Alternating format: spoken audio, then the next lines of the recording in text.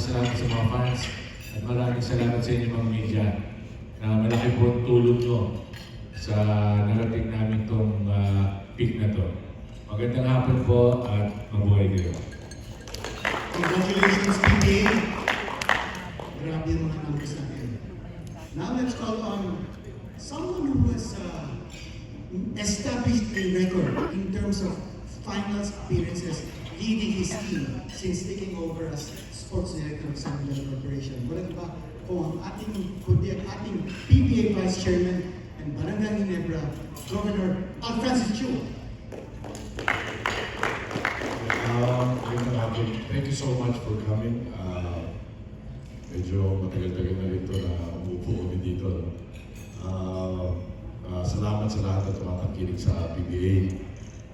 Makita mo yung views, makita mo yung mga crowd, yung last, itong conference nito, lalo-lalo na big help when Coach Shot and Token Text bought Bonbon. Malaking bagay, ang dami po nanonood because of him. Yung nakabuhay yung mga tao na nanonood para sa kanya. So, good job, Commissioner's Office. Sana itong final show, mas marami pa kumagawa. Salamat po. Thank you, Mr. Chua. Now let's hear from TNT head coach George Reyes. Now note that in his head-to-head matchup against Coach Tim Cone in the finals, he's ahead 5-3. Coach Chuck. Thanks for giving Tim extra motivation. Great to be back. Maraming salamat sa inyong patuloy ng pagtangkilik. Sinabi na ni Commissioner at ni Governor Francis how important your role is in continuously putting the PBA at the forefront of the public. And I think with our being on the platforms, we are reaching a different audience now. Being on Facebook and on One Sports, I think in Pilipinas Live, I think naaabot natin mga tao na hindi regular na PBA fans. And I think for any product, especially for this league, that's very, very important that we continue to attract newer fans. Kasi mga regulars natin, diehards, nandiyan naman yan. When we attract new fans, I think that's very important for the PBA. So. Thank you, Coach Chuck. And now let's hear from Sa lahat po, siguro hinahanap niyo kami chairman, si Chairman Ricky. Pasensya na wala siya dito. Gusto po kami kanina. Emergency meeting lang. Kaya po, pero excited sana siya makapunta since last night. Nag-uusap kami ang kagaling umaga. Napalitan lang yung schedule bigla.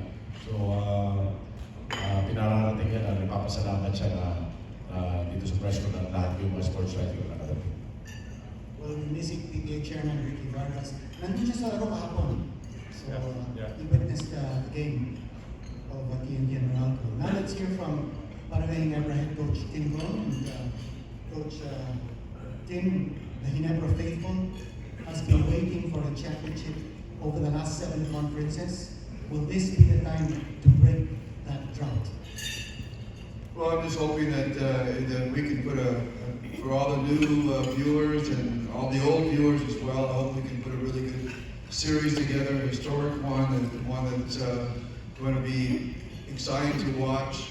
It's going to be exciting to play for the players, and I hope the viewers just really enjoy what's going on. Thank you. Thank you, Coach Tim.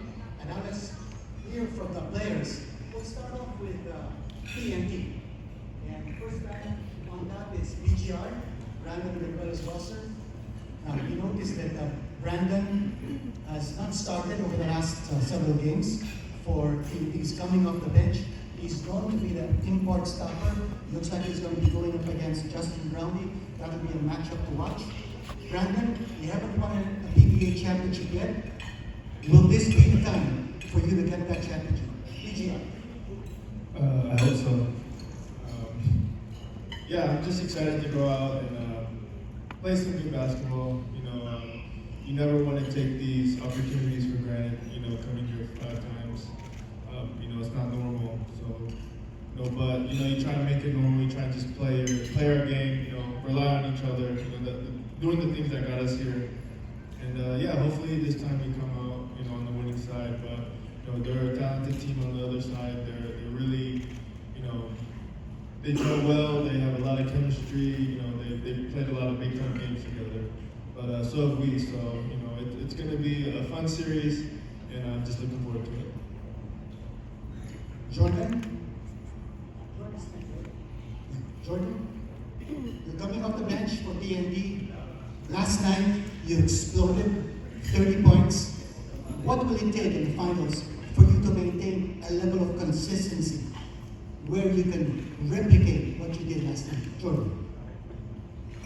And I don't really think it's anything about replicating anything. I think it's just, taking each game as it comes, and everybody taking the opportunities that are presented to them, and putting their best foot forward. Okay. Jordan, you haven't won an PBA championship yet. Could this be the time? Guess there's a chance, yeah. We'll see. Okay. Next is RR. Ikaw ba ang susunod? Okay. RR, hindi ka nag-start buong eliminations. Tapos, kung dumating na ang playoffs, that's when you started. And you started to hit your stride. Yung shooting touch point, bumalik. Ano masasabi mo entering the finals? Kung anong ginawa mo sa playoffs, starting the quarterfinals, can you bring that level of increased intensity sa finals? First of all, thankful kami na nakakapag sa finals. And then, ginawa ko lang din yung trabaho ko talaga. Unang-una, hindi naman talaga ako first na scorer din sa team. Depensa talaga. So, bonus na lang talaga ako na-score ako mataas yung points ko. Basta yung trabaho ko, depensa. Yun lang po. Okay, salamat, RR. Sino ba nasa likod? Calvin? Okay, Calvin, 3-time PBA champion, 3-time NCAA champion. Calvin, ikaw yung markman ng TNT. Tuwing naglalaro at TNT, double team ka, kung nag-isolate sa strong side, may palaging tulong yung depensa mo. Ano naman ang masasabi mo sa semifinals kung saan ikaw pa rin ang leading local scorer for the conference, but you gave an opportunity for RR at saka si Jordan to eclipse you in terms of scoring because you made that team better. Calvin, anong comment mo? Magandang hapon po sa lahat. Anong boses? Pero yun nga, yung game plan nila sir. So I think yung sa akin lang naman is to play my game, kung ano yung available na shots para, good shots para sa team. And I think Jordan delivered it very well. And yung leadership nila, Kuya RR, tsaka Kuya Jason. And ako naman, just willing to play kung ano yung binibigay sa akin na depensa. And kung ano yung iwan panalo sa team, yung talaga ginagawa ko. And yung sa Parks naman, I think, di lang naman ako yung Pugoy and Jordan din naman. And lalo na ngayon, yung reinforcement namin si Sima. Lalo laging bagay yun sa amin. Salamat, Calvin. And now let's talk to the import of TNT, CMAC, Chris McCullough. He came in as a late replacement for Ball.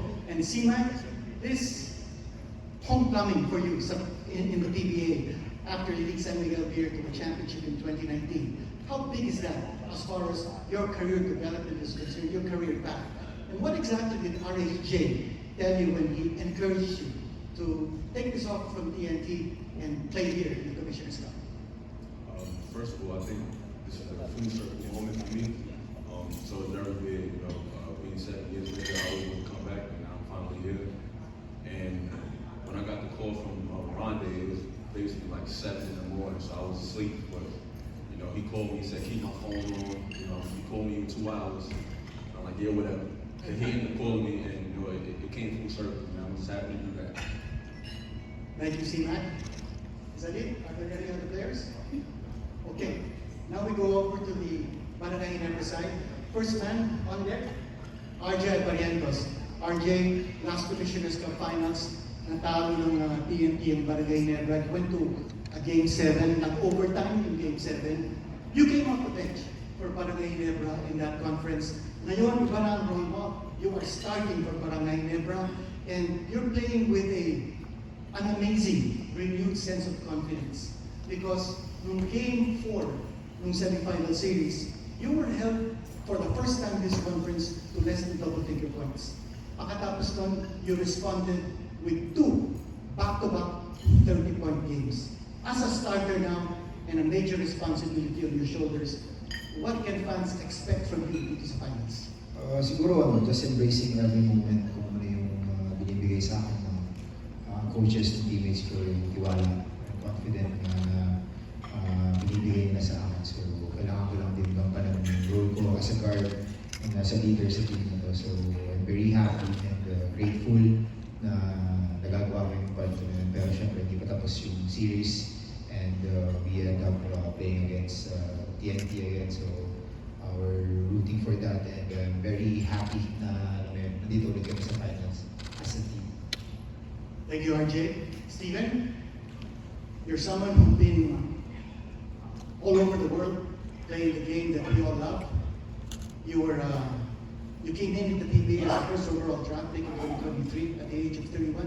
You went through Terra Firma before landing in Barangay Ginebra. Now you have a chance to win a championship. You won championships before, but here in the PBA, you're chasing your first.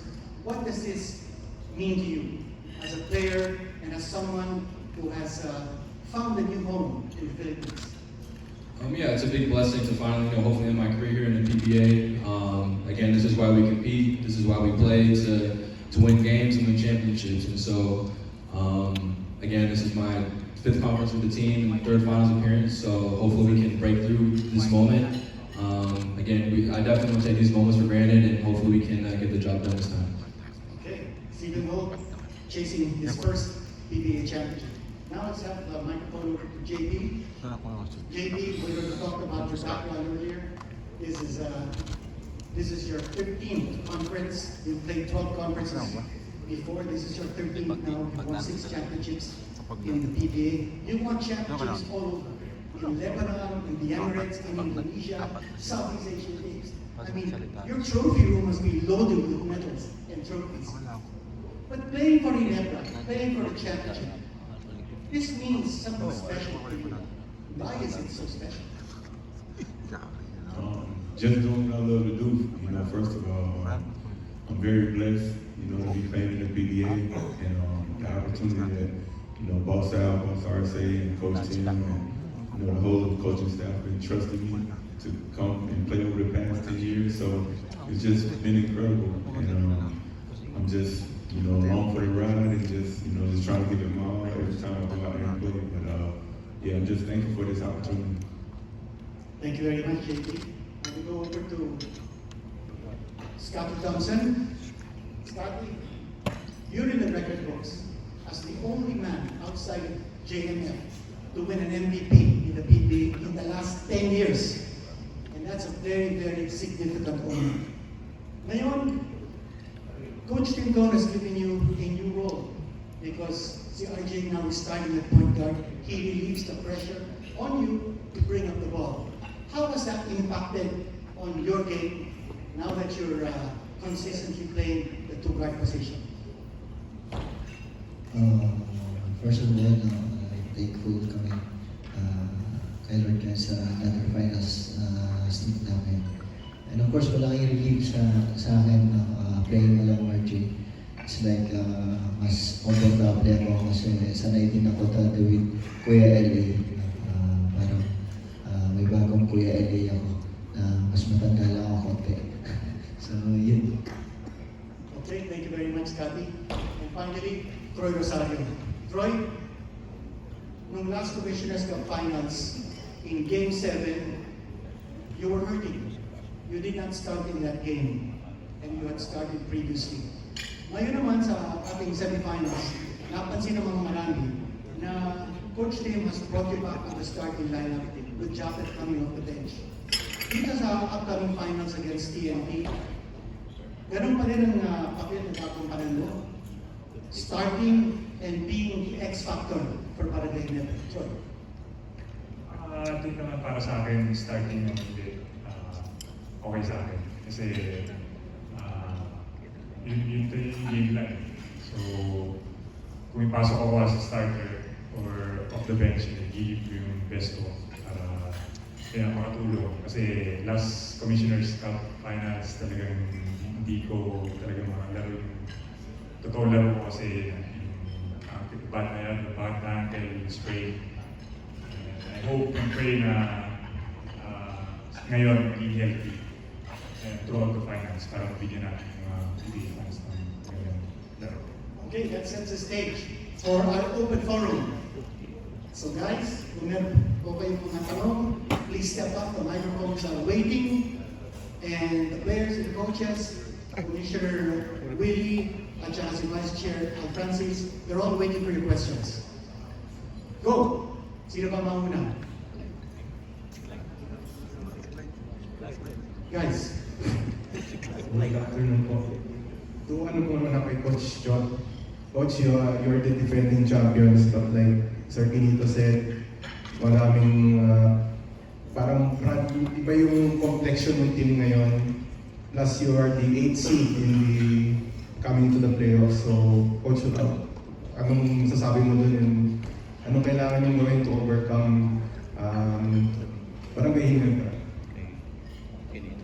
First of all, we're only defending champions in name because it so happened that this was the same tournament that we last won. But, sabi mo nga, it's a very different series this time. First of all, we have a different team because of the import that we have. So the key, I think, is our ability to continuously adjust and adapt to Ginebra's game. And for us, for me personally, my only objective is how to be able to get to play at a high level, because that's the only way we can compete. If we play our best, we give ourselves a chance. But if we do not play our best, we have no chance. So even if we play our best, it's still a 50-50, but at least we have a chance. But if we do not play our best, we absolutely have no chance. So for me, that's the only thing I'm thinking of. Whatever happened in the past, the history, the previous records, doesn't really matter to me now. Coach Tim, Coach, you are facing the number 8 seed in the playoffs. Your comment on it? Well, I said after we played them and we beat them in the eliminations in that non-variant game, I said that they were going to be the 8th seed. I said at that point, I'll be the least surprised person in the room that they don't make the finals and we don't see them again in the playoffs. So 8th, or the fact that they're a championship team and they've been to the finals four consecutive times before now. It doesn't surprise me at all that they are here as an 8th seed.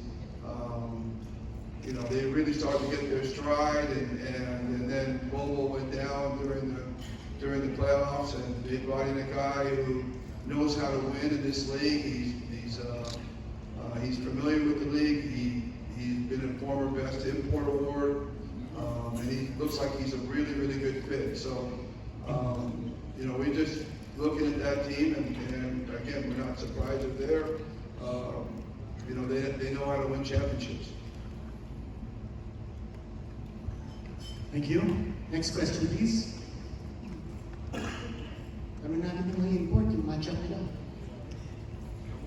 Go. Next, please. Okay. Good afternoon. Lululunurin. To JK and Chris, you missed playing against each other in the final 7 years ago. Just your thoughts that you're finally beating each other with the championship at stake. I think it's going to be an exciting matchup. I've been knowing Chris for a long time. He was a lot younger, but he's a very versatile player. It's definitely going to be a challenge for our team to be able to not stop him but contain him. So I think we're all looking forward to the challenge, though.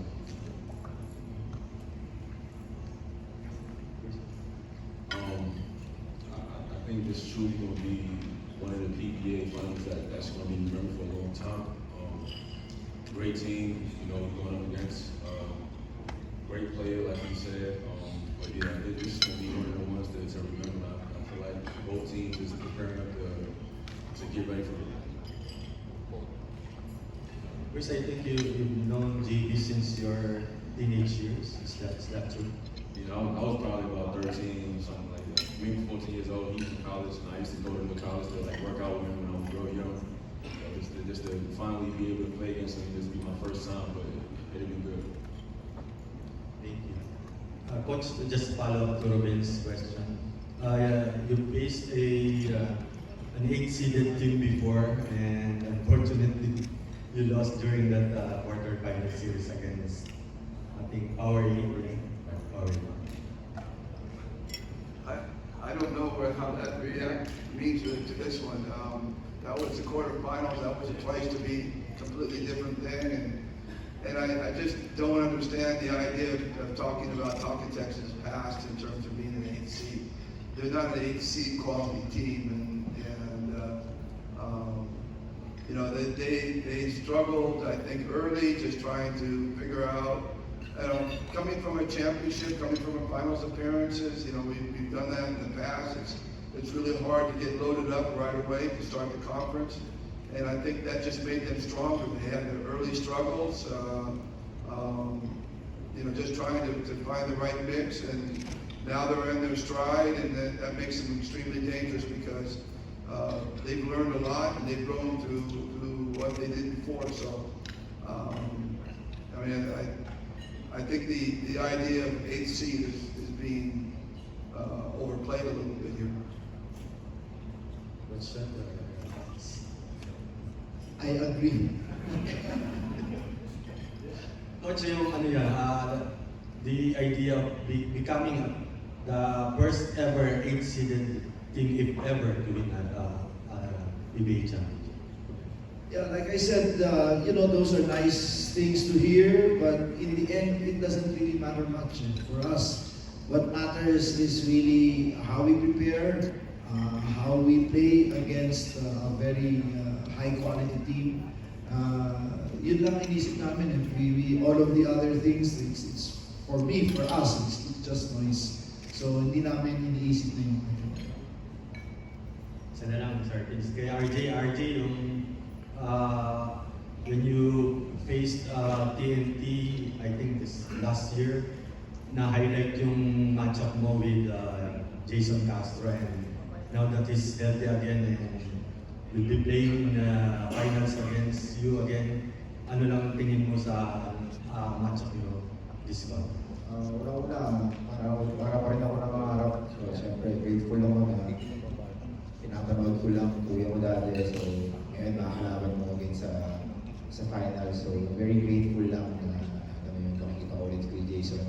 And, yeah, sabi mo nga healthy siya, makakabalik sa Torontex. And, yeah, we're looking for that. And, I'm very happy na dito pa rin ako. Dito ako sa finals. And, makakalaban ko yung mga idol ko sa mga napapanood ko lang dati.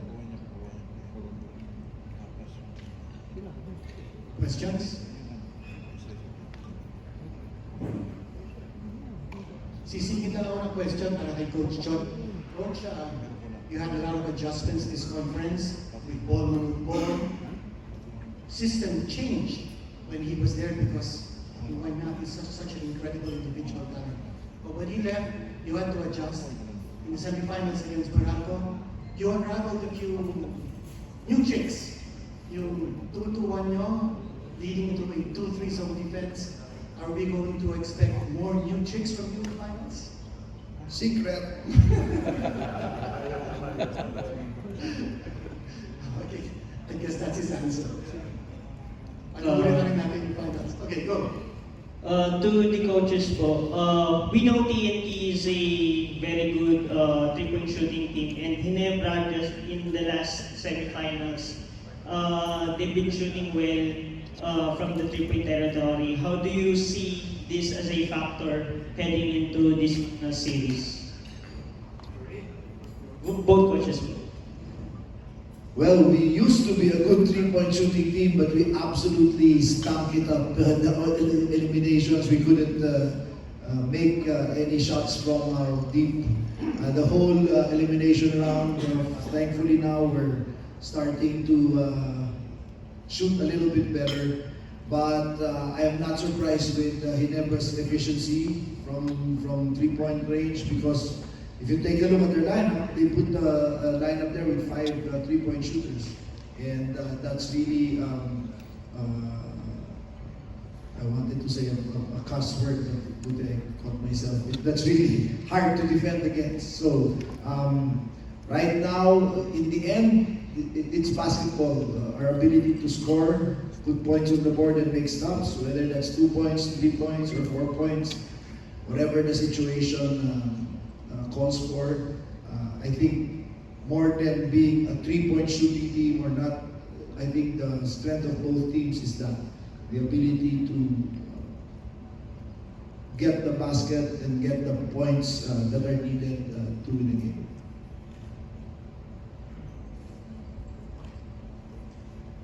Next, please. Go. Question po for both coaches. Can you just talk about yung health po of both teams going into this final series? Gano'n ka-importante yung health namin. Healthy pareho, especially we expect na baka this go the distance. So I just think, for me, I just think that we have to stay disciplined and be who we are, that's really the key for us. It's just making sure we go out and we try to play our game and not get too caught up into what the other team is doing. And if we do that, we have faith that we can come out on top. But bottom line is, we just want to make sure we come out and be disciplined and stay to our character, which is try to be defensive minded and get the ball moving. In terms of our health, Jason is not 100%. That's why he's not here. He has to take care of his knee. Other than that, I think we're pretty good. My big prayer is that guy over there by the name of Roger Pogoy finishes the series, because our last 2 finals, if you remember, wala na siya last 2 games namin, right? So hopefully we can knock on wood, yeah, right? We lost both Roger and Jason those last 2 games in the last 2 finals. So hopefully we can finish. Like I said earlier, if we're 100% healthy, we have a chance. But if we suffer significant injuries, then of course that really dampens our chances. So hopefully right now the health continues. Magandang hapon po. Sa lahat, congratulations again kay Ginebra for making the finals. This question kay Scotty. Yung last 3 times nyo against TNT, kinapos eh. So ngayon, again, TNT kalaban nyo. Ano yung lessons na nakuha nyo doon, na dadalhin nyo for this championship series against TNT? Siguro, una-una, i-take namin yan as motivation coming to the series. Of course, marami kaming lessons, especially on sa defensive end namin against TNT. Kailangan talaga yung defense namin from start to finish consistent. So, yun yung key para sa amin, para lumaki yung chance namin na makuha itong championship. Gaano makakatulong yung series nyo against Rain or Shine? Especially very physically intense series. Ako ba rin? Ako ba rin?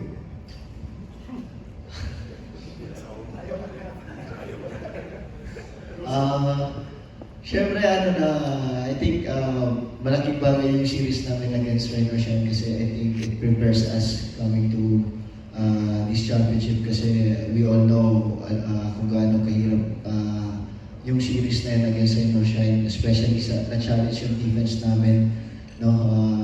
Kung paano kami mag-sprint back sa defense. I think malaking bagay yun para marami kayong makukuha doon sa game na yun na dadalhin namin against TNT. Scotty, thank you. CMAC, you played 3 games as TNT import. So far as the chemistry and how are you communicating with your teammates? Yeah, there's each day, take it one game at a time, one practice at a time. I'm still trying to adjust to my teammates, learning how everybody plays. They still learning how I play also. And just like I said, just taking one day at a time, just trying to figure it out, work on things that works during the game, during practice, and just taking one game at a time. How is Roger Pugoy as a teammate?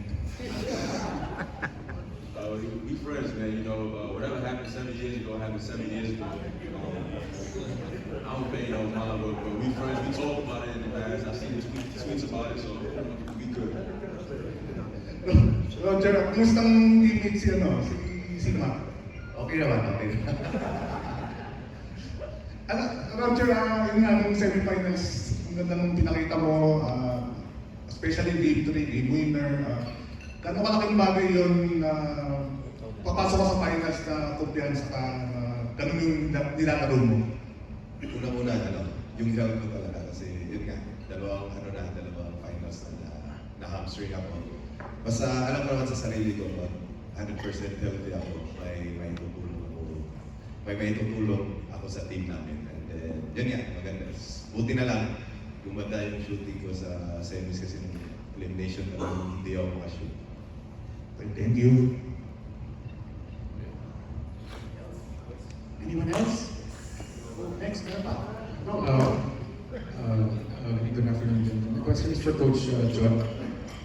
Coach, your team is in the finals for the 5th straight conference, and in the history of the league, only a handful of great teams have achieved this. And of course, Crispa, Toyota, and Coach Tim's Alaska team in the 90s, San Miguel in the late 90s. And Talkendex was actually the last to do that in the 2010s, early 2010s. Can you just talk about the discipline that's needed to do that, and how difficult is it to make it to 5 straight finals? Yeah, I think you hit it right on the head. The discipline and the consistency. The discipline to be consistent, I think, is the most important thing. And I think Coach Tim alluded to it earlier. There is a mental and emotional toll that it takes coming from a finals, especially if you lose a final series. You don't have the adrenaline of victory. You're kind of disappointed, discouraged. But we talk about it a whole lot, and I think that's the first step in our team is to acknowledge. It is to acknowledge that we're not okay starting series, starting a tournament, because we're still smarting from the difficulties of the previous tournament. But like I said, what I found about the players that we have is really their incredible resilience, their willingness to keep fighting through all that. We had some very difficult conversations, and I'm here to tell you that they've called me out a lot. These guys, they really called me out on my shortcomings as well. And I think that's what got us here. Our ability to confront and be ourselves, be very authentic, be very true to ourselves, have the difficult conversations, and in the end, allow our game to speak for itself. I think that's, I don't know if that made any kind of sense, but from where I'm seated, that's what I'm seeing. Thank you, Coach. Questions? Go, please. Coach Tim, you faced TNT in eliminations with Bol Bol. How different will TNT be now with CMAC?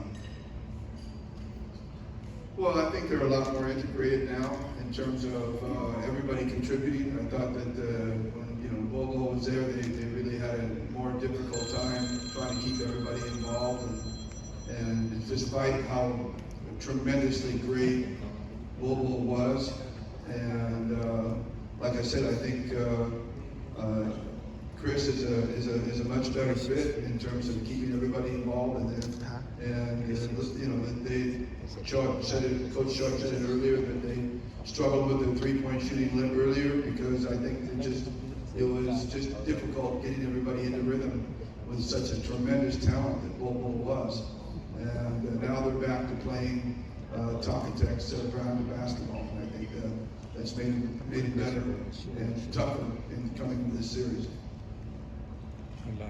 Coach Jot, last season you faced RJ Alvarentos in the finals.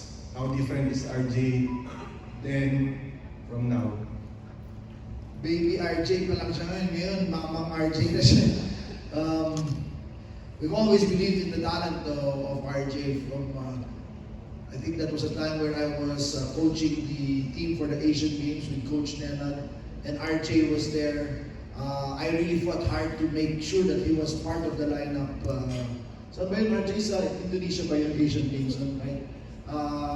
Unfortunately, I think that practice the night before opening, natapilok siya. He turned his ankle. But the way he's playing now is no surprise. That's really, I really thought that was the kind of player that we needed in that team before. Like I said, the first time we played them was his rookie season. Now he's grown and matured tremendously.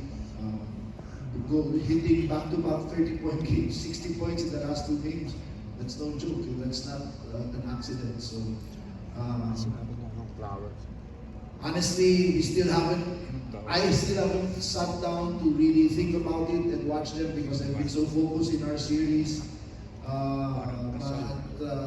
Starting tonight, perhaps tomorrow morning, we'll take a really hard look at it and try to figure out how to control it. That's just RJ. There's still a guy named JB there, Joseph Brownlee, who's a huge problem for any team, especially for us. I mean, he's the gold standard for imports, right? So, like I said, I hope I have better answers, but honestly, we just finished last night, so.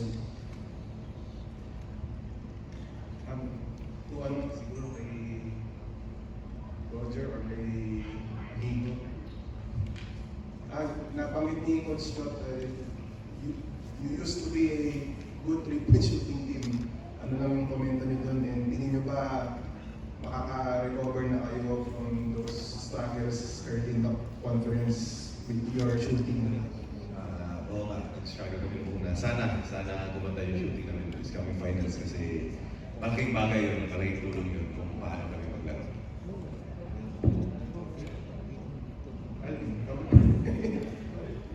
Si Mansan lang.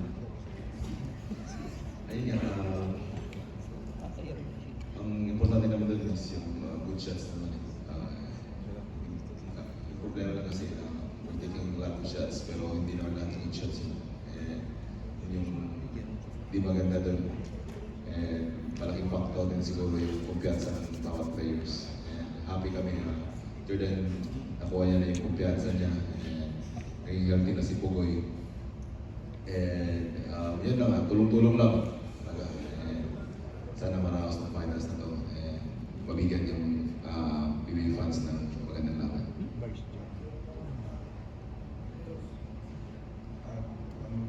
To JB, Justin, correct me if I'm wrong, I think the last time you faced TNT in the finals, you got hurt. Just talk about how determined you are to bounce back. Well, I think we all are. You know, the past 3 finals, I think it was TNT that beat us. So I think we all determined, whether it's an injury or a little hurt or fatigue. It's just something that, we just got to overcome and just keep fighting. But like I said, as a team, I think we're all determined to, get back, win the series.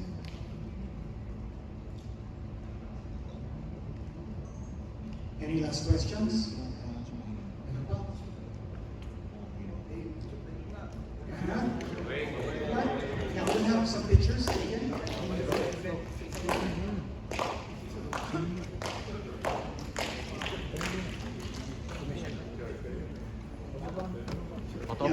We'll have, the photographers have requested if the players can be here on the floor.